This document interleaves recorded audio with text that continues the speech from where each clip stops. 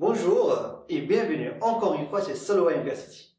Pour ceux qui ne me connaissent pas, je suis Amine, consultant certifié ASAP-HR et je suis ravi de vous retrouver pour ce troisième cours.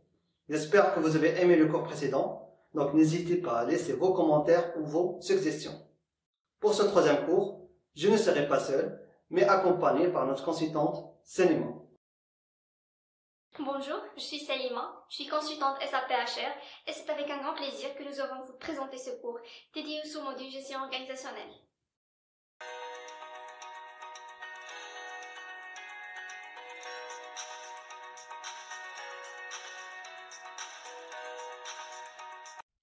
Les principaux sujets que nous allons aborder dans ce cours sont tout d'abord une définition générale de la structure organisationnelle, puis les objets, les relations et enfin la combinaison entre objets et relations.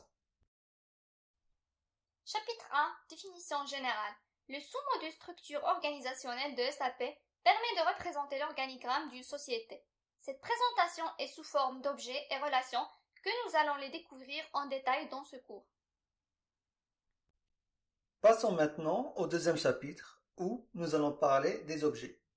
Les objets les plus utilisés dans la structure organisationnelle du personnel sont unité structurelle, poste, fonction, personne et centre de coût. L'objet O, unité structurelle, correspond à une société, un établissement ou un service. L'objet S, poste, représente l'affectation d'un salarié dans une entreprise. L'objet C, fonction, décrit l'activité pouvant être exécutée par une personne. Elle regroupe un ensemble de tâches nécessaires pour une fonction. Donc, il y a l'objet T, tâche, qui est l'objet le plus élémentaire pour décrire un poste ou une fonction. L'objet P, personne, correspond au matricule d'un salarié. L'objet K, centre de coût, permet de collecter les coûts des personnels. Passons maintenant au chapitre 3, relations. Les relations servent essentiellement à lier les objets entre eux afin de donner une signification organisationnelle ou hiérarchique. Donc, chaque objet peut avoir différents types de relations. Le sens de la relation est très important. Il est soit du bas vers le haut, ce qu'on appelle une relation de type A, ou du haut vers le bas, ce qu'on appelle une relation de type B. Dernier chapitre, chapitre 4, objets et relations. La relation 002, qui porte le libellé, rend compte A. Cette relation permet de créer une liaison de supériorité entre deux unités structurelles, c'est-à-dire cette relation relie deux unités structurelles. Voici un exemple pour mieux comprendre cette relation, où on peut voir dans cette illustration que le service recrutement et service paye dépend ou fait partie du service RH. Et donc, dans l'autre sens, nous pouvons dire que le service RH englobe ou regroupe les services recrutement et paye.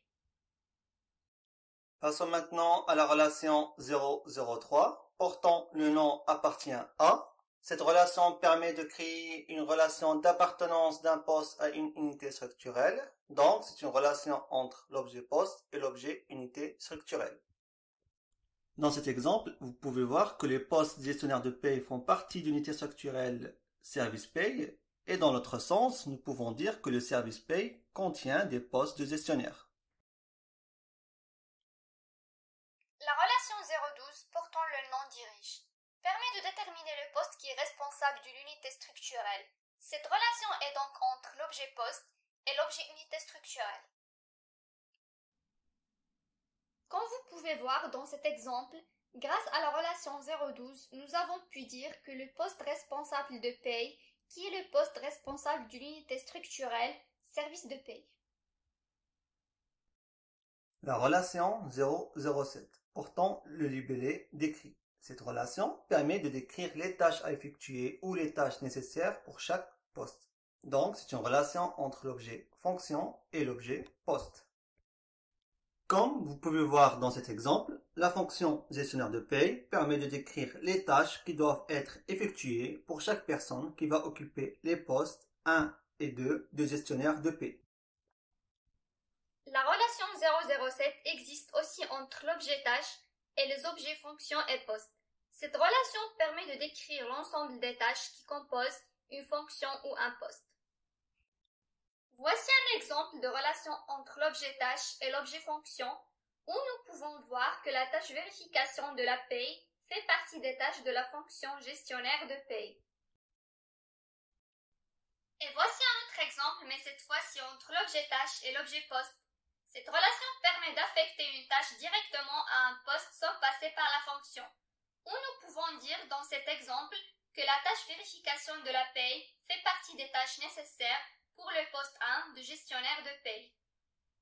Passons maintenant à la relation 008 portant le nom titulaire. Cette relation permet de décrire la personne qui occupe un poste. Cette relation est donc entre l'objet personne et l'objet poste. Voici un exemple. La personne ou le salarié Monsieur Jean Dupont occupe le poste de responsable de paye. Sinon, dans l'autre sens, nous pouvons dire que le poste responsable de paye est occupé par le salarié Monsieur Jean Dupont. Enfin, la relation 011, affectation de centre. Elle permet de collecter le coût des personnels affectés à une unité structurelle ou un poste. C'est possible également de collecter le coût d'un salarié directement via l'objet personne. Donc, c'est une relation qui peut être entre l'objet centre de coût et les objets unités structurelles, poste et personne. Dans cet exemple, le centre de coût est attaché au poste de responsable de paye. Donc, nous pouvons collecter le coût de tous les salariés qui occupent ce poste.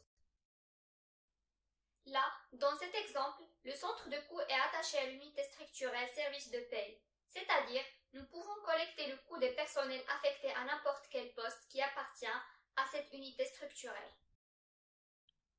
Le centre de coût peut aussi être lié directement à l'objet personne, et dans ce cas, ce centre de coût ne va collecter que les coûts de ce salarié.